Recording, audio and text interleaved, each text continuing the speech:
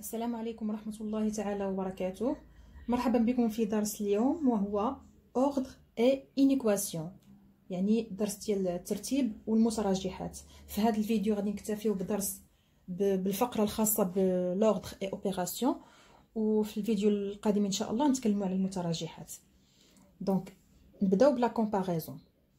Pour comparer deux nombres A et B, on peut étudier le signe de leur différence.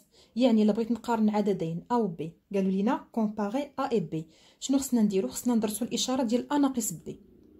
فهاد A ناقص B كتعطيني واحد العدد X، نسميوه مثلا X.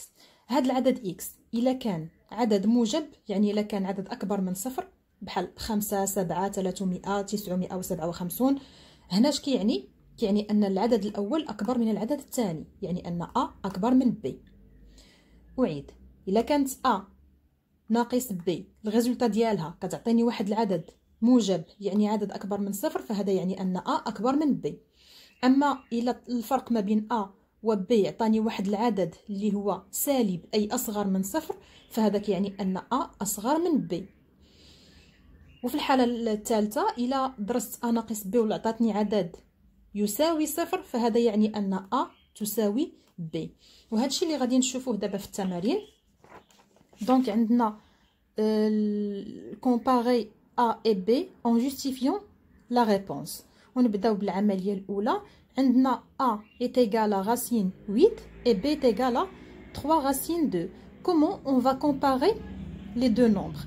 Donc شنو كتقول القاعدة؟ pour comparer les deux nombres je dois étudier le signe de leur différence، يعني خصني ندير A ناقص B.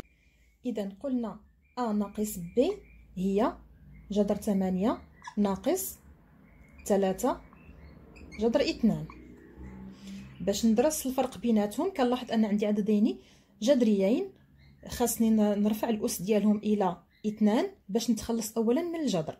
إذا نرفع الأس 2 ديال 8 غتعطيني هي 8، ثم 3 جذر 2 حتى هي نعطيها أس 2 غتعطيني 3 أس 2 هي 9، وجذر 2 أس 2 هي 2. كنضرب 9 في 2 كتعطيني 18. إذا في هذا العدد هذا حصلت على 8. كنكتب 8 غادي نكتب هاد racine 8 exposant 2 moins 3 racine 2 exposant 2. دونك هنا عطاتني 8 ناقص، وهنا عطاتني 18.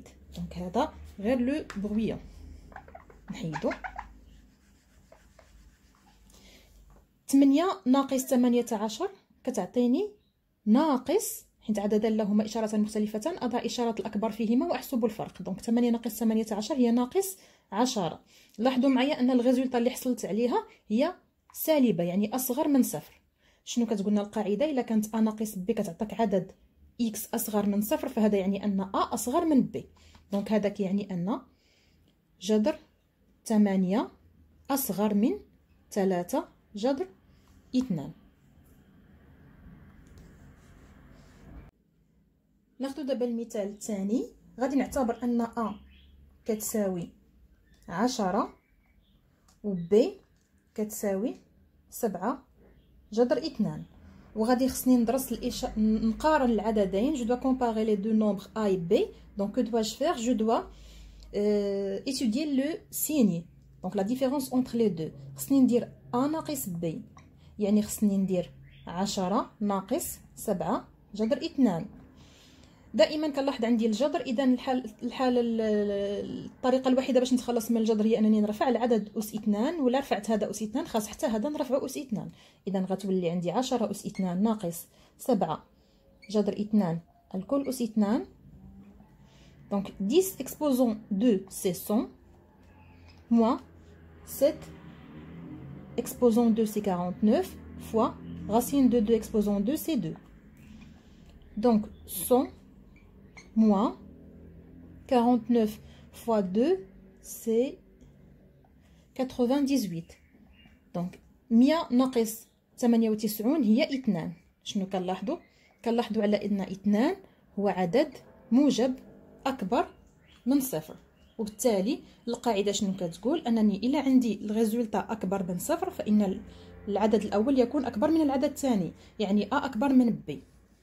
غادي نجي دابا ندير الاستنتاج ديالي، هو ان ا اكبر من بي، وبالتالي 10 اكبر من 7 جذر 2. والان غادي نقارن ا و بي. عندنا ا هي غاسين دو 16 و بي عندنا هي 4، اذا خصني ندير الفرق بيناتهم باش نقارنهم. غاسين دو 16 عندنا هو 4، حيت 4 أس 2 هو 16، ناقص 4 تساوي 0. إذا أنا في الحالة الثالثة x est égal à 0, donc a est égal à b. إذا racine de 16 est égal à 4. Je passe maintenant à l'encadrement. Donc عندنا x محصور ما بين 1 و 3 و y محصور ما بين 2 و 6. La question c'est encadre x plus 2. Donc عندنا x entre 1 et 3. طلبوا مني نونكادري x plus 2، يعني هاد x هادي خصني نزيدها plus 2. شنو خصني ندير؟ يكفي فقط انني نزيد للطرفين حتى هما plus 2. ف كنحصل على x plus 2 compris entre 1 plus 2 c'est 3, 3 plus 2 c'est 5. إذن هذه هي الريزولتا. نمشيو دابا نديرو x plus y. عندي x compris entre 1 et 3, y compris entre 2 et 6.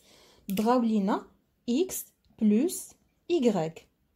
دونك يكفي انني ناخذ هاد الطرف ونزيد عليه هاد الطرف، يعني 1 زائد 2 ثم الطرف الايمن زائد الطرف الايمن ديال y اللي هو 6. فاحصل على x plus y compris entre 1 plus 2 c'est 3, 3 plus 6 c'est 9. وهذا هو l'encadrement.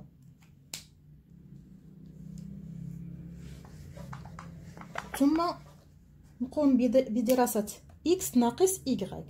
هنا غادي نحبسو شويه. دونك باش ندرس ولا باش نونكادري x موان y كنعرفوا ديجا بلا راه الموان كيخلق ليا الفرق، لحقاش 2 ماشي هي موان 2.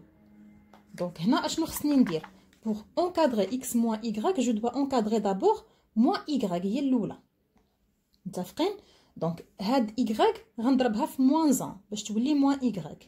اذا حتى 2 غنضربها في موان 1 وحتى 6 غنضربها في موان 1، ولكن لا كونديسيون هي انني غادي نقلب طرفين. يعني هنا 6 غتولي موان 6 وغتجي هنا 2 غتولي هي موان 2 وغتجي هنا. هذا هو الشرط الا ضربنا في ناقص. كنقلب الحدود لانني كنعرف ديجا في الاعداد ديالي اللي كتكون من ناقص ما لا نهايه حتى لزائد ما لا نهايه، ملي كنجي نرتبهم كنلقى ناقص 2 هنا وناقص 6 هنا.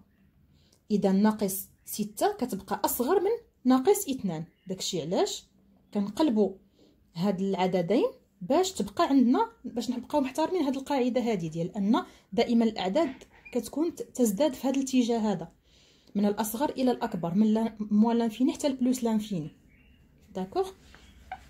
دونك ملي درنا دابا ملي اونكادرينا موان y غادي نجيب حداها x.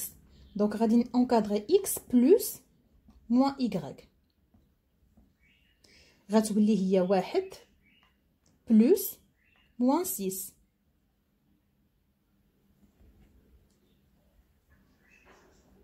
ثم هنايا غادي ندير x بلس موان y هي 3 بلس موان 2.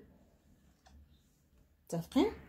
دونك هنا x بلس موان y سي x موان y، يعني 1 زائد ناقص 6 هي 1 ناقص 6 وتعطينا ناقص 5. أضاء إشارة الأكبر حسب الفرق.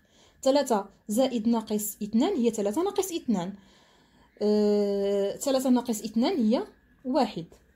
دونك هنا حصلنا على ناقص 5 أصغر من x ناقص y محصور ما بين ناقص 5 و1. غير هو دائما فاش تساليو لونكادرومون ردوا البال لهاد المسألة ديال الترتيب.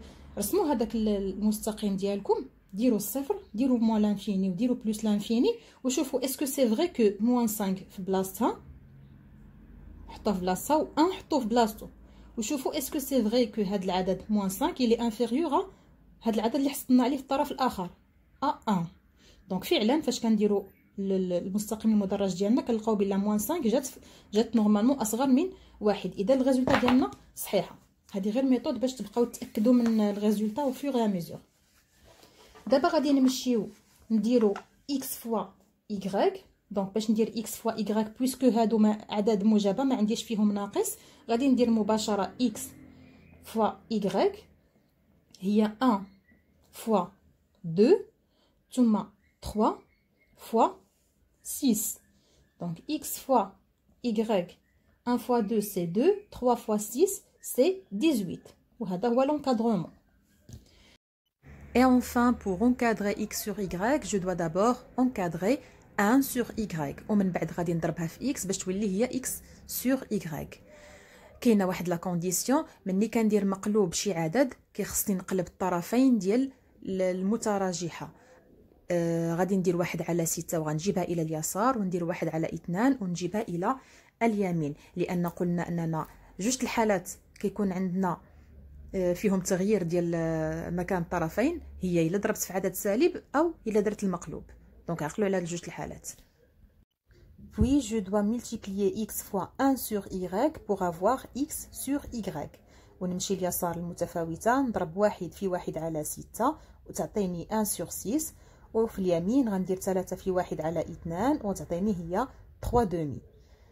الحمد لله الذي تتم بنعمته الصالحات، والسلام عليكم ورحمة الله وبركاته.